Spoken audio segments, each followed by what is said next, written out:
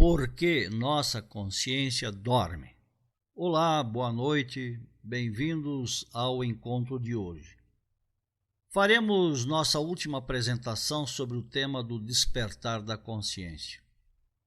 O conteúdo desta exposição, basicamente, foi todo extraído do capítulo 16 do livro Matrimônio Perfeito, do mestre Samael Aun Weor, com alguns adendos e explicações nossas. Diz o mestre: é necessário saber que a humanidade vive com a consciência adormecida. As pessoas trabalham sonhando, andam nas ruas sonhando. As pessoas vivem e morrem sonhando. Quando chegamos à conclusão que todo mundo vive adormecido, compreendemos a necessidade de despertar. A causa do profundo sono em que vive a humanidade é a fascinação. As pessoas estão fascinadas por todas as coisas da vida. As pessoas se esquecem de si mesmas porque estão fascinadas. O bêbado, no boteco, está fascinado pela bebida, pelo álcool, pelo prazer, pelos amigos e pelas mulheres. A mulher vaidosa está fascinada diante do espelho pelo encanto de si mesma. O rico avarento está fascinado pelo dinheiro, pelas suas propriedades. O operário está fascinado pelo trabalho na fábrica. O pai de família está fascinado por seus filhos. Todos os seres humanos estão fascinados e dormem profundamente. Quando dirigimos um carro, ficamos assombrados ao ver as pessoas se lançarem à frente do veículo sem se importar com o perigo. Outros atiram-se diretamente debaixo das rodas dos automóveis. Qualquer clarividente pode ver seus sonhos. As pessoas sonham com tudo aquilo que as mantém fascinadas. À noite, durante o sono, o ego sai do corpo físico. A saída do ego é necessária para que o corpo vital repare o corpo físico. Podemos assegurar que nos mundos internos o ego anda sonhando. Realmente, o ego leva seus sonhos aos mundos internos. Ali, o ego se ocupa dos mesmos afazeres que o mantém fascinado no mundo físico. Então vemos o carpinteiro, durante as horas de sono, na sua carpintaria, o policial andando nas ruas, o barbeiro está na sua barbearia, o ferreiro na sua ferraria, o bêbado no bar, a prostituta na casa de prazeres. Todos vivem nos mundos internos como se estivesse no mundo físico. A ninguém ocorre perguntar a si mesmo durante o sono se está no mundo físico ou no astral. Os que fizeram a si mesmos essa pergunta durante o sono despertaram nos mundos internos e então, assombrados, puderam estudar todas as maravilhas dos mundos superiores. Somente acostumando-nos a fazer essa pergunta a cada momento durante o estado de vigília, podemos chegar a nos fazer a mesma pergunta nos mundos superiores durante as horas de sono. É claro que durante o sono repetimos tudo o que fazemos durante o dia no mundo físico. Se durante o dia acostumamos a fazer esta pergunta, durante o sono, estando fora do corpo, vamos fazer o mesmo. E o resultado será o despertar da consciência nos mundos superiores. O ser humano, fascinado por tudo e todas as coisas, não se lembra de si mesmo. Mas devemos lembrar de nós mesmos de instante a instante. Necessitamos lembrar de nós mesmos diante de toda representação que possa nos fascinar. Detenhamo-nos ante toda representação e façamos essas perguntas a nós mesmos. Onde estou? Estarei no mundo físico ou no mundo astral? Depois, devemos dar um pequeno salto com a intenção de levitar no ambiente. É lógico que se levitarmos é porque estamos fora do corpo físico. O resultado disso será o despertar da consciência. O objetivo de fazer essas perguntas a cada instante de nossa vida é gravá-las no subconsciente, a fim de atuarem depois durante as horas de repouso do corpo físico, quando o ego se acha fora do mesmo. É indispensável saber que no astral as coisas são vistas como aqui, no mundo físico. As pessoas, durante o sono e depois da morte, veem lá tal qual aqui, no mundo físico, sendo que nem sequer suspeitam estar fora do corpo físico. Nenhum falecido jamais acredita estar morto, porque está fascinado e dorme profundamente. Se os falecidos tivessem realizado a prática de se lembrarem de si mesmos de momento a momento quando ainda viviam, se tivessem lutado contra a fascinação das coisas do mundo, o resultado seria o despertar da consciência. Então, não estariam dormindo, andariam nos mundos internos com a consciência desperta.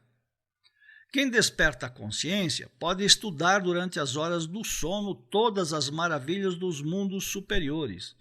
Quem desperta a consciência torna-se clarividente.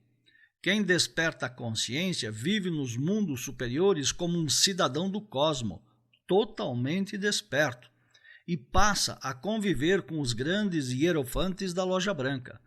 Quem desperta a consciência já não pode dormir aqui neste mundo físico, nem tampouco nos mundos internos. Quem desperta a consciência deixa de dormir. Quem desperta a consciência converte-se num investigador competente dos mundos superiores. Quem desperta a consciência é um iluminado. Quem desperta a consciência pode estudar aos pés do mestre. Quem desperta a consciência pode falar familiarmente com os deuses que iniciaram a aurora da criação. Quem desperta a consciência pode recordar as suas inúmeras vidas passadas. Quem desperta a consciência assiste conscientemente às suas próprias iniciações cósmicas. Quem desperta a consciência pode estudar nos templos da grande Loja Branca. Quem desperta a consciência pode saber nos mundos superiores como se encontra a evolução de seu Kundalini. Todo iniciado deve despertar a consciência para receber a guia e a direção da Loja Branca. Nos mundos superiores, os mestres guiarão sabiamente todos aqueles que realmente trabalham sobre si mesmos. Nos mundos superiores, os mestres entregam a cada um o que necessita para seu desenvolvimento interior. Ao despertar do sono normal, o estudante deve fazer um exercício retrospectivo sobre os acontecimentos da noite, sobre seus sonhos e suas experiências. Já sabemos que o ego viaja durante o sono normal. É necessário recordar minuciosamente onde estivemos e tudo aquilo que vimos e ouvimos. Os mestres instruem os discípulos quando estão fora do corpo físico. É urgente aprender a meditar profundamente e, em seguida, praticar aquilo que aprende durante as horas de sono.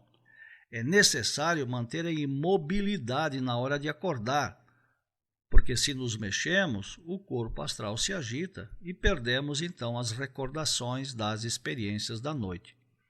Quando fazemos a retrospecção da noite, devemos mentalmente pronunciar os mantras Raom Gaom, alargando-se o som das vogais. Todo estudante deve ser infinitamente paciente e persistente, porque os poderes custam muito. Nada nos é dado de graça, tudo custa. Gnose não é para gente inconstante, nem para pessoas de pouca vontade. Esses estudos exigem fé infinita. Os céticos não devem procurar nossos estudos, porque a ciência oculta é muito exigente. Os céticos fracassam totalmente. Os incrédulos nunca conseguirão entrar na Jerusalém celestial. Em gnose se aprende que existem 4 estados de consciência. O primeiro denomina-se eicácia, o segundo, pistes, o terceiro, dianóia, e o quarto estado de consciência é nous. Eicácia é ignorância, crueldade humana, barbárie, sono demasiadamente profundo, mundo instintivo e brutal, estado de infra-humano. Pistes é o mundo das opiniões e das crenças, dos preconceitos, sectarismos, fanatismos, teorias, nas quais não existe nenhum gênero de percepção direta da verdade. Pistes é a consciência do nível comum da humanidade.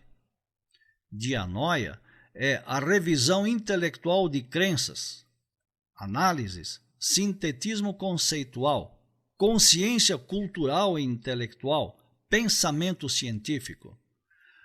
O pensamento dianoético estuda os fenômenos e estabelece as leis. O pensamento dianoético estuda os sistemas indutivo e dedutivo com o propósito de utilizá-los de forma profunda e clara.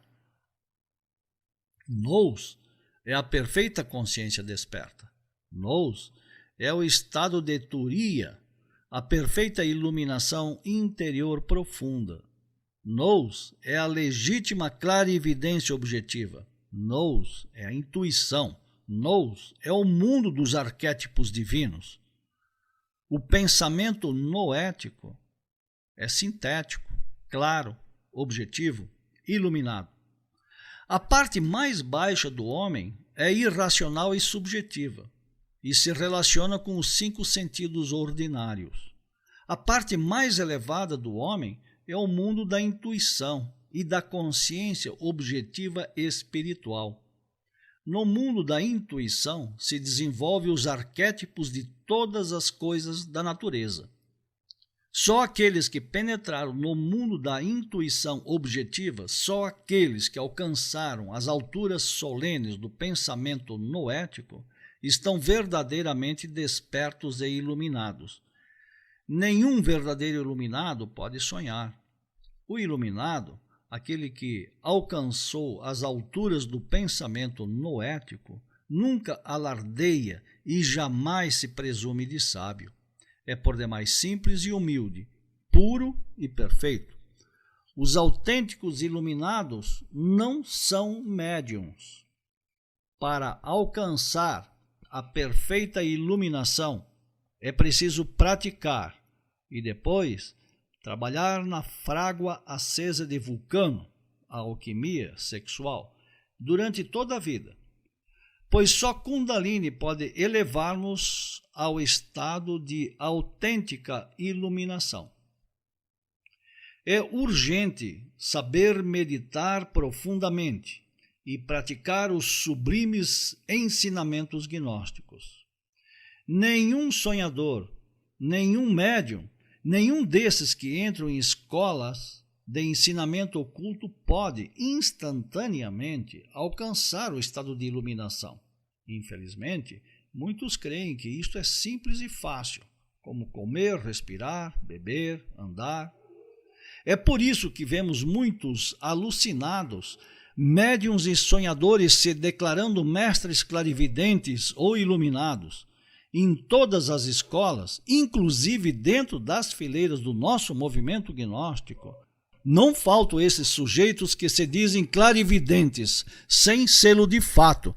São precisamente esses que, fundamentados em suas alucinações e sonhos, caluniam os outros. Normalmente, quem chega à gnose está cheio de impaciência, quer manifestações fenomênicas imediatas, desdobramentos instantâneos, iluminações, sabedoria e etc. Mas a realidade é outra. Nada nos é dado de graça. Tudo custa. Nada se consegue com curiosidade. Tudo tem seu processo e seu desenvolvimento. Kundalini se desenvolve, evolui e progride muito lentamente dentro da aura do Mahachohan, o Logos. Kundalini tem o poder de despertar a consciência. No entanto, o processo do despertar é lento, gradual, natural e sem acontecimentos espetaculares, sensacionais, emocionais ou bárbaros.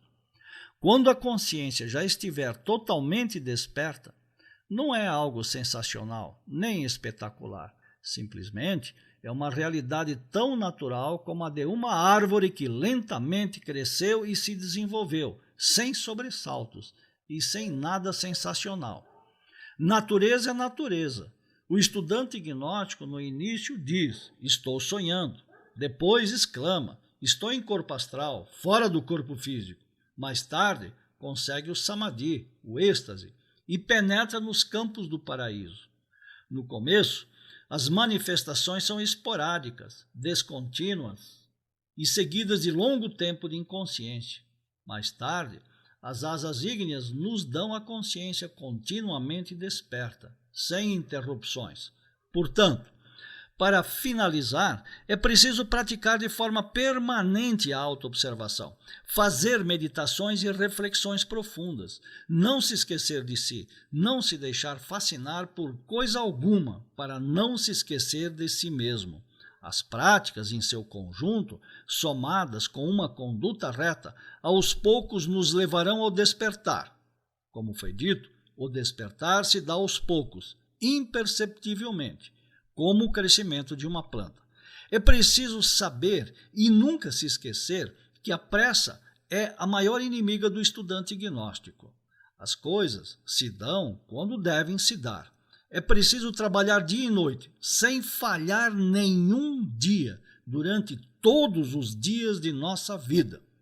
Se você encarnar esse espírito, triunfará. Do contrário, jamais alcançará qualquer resultado concreto e definitivo. Palavras duras, porém absolutamente reais.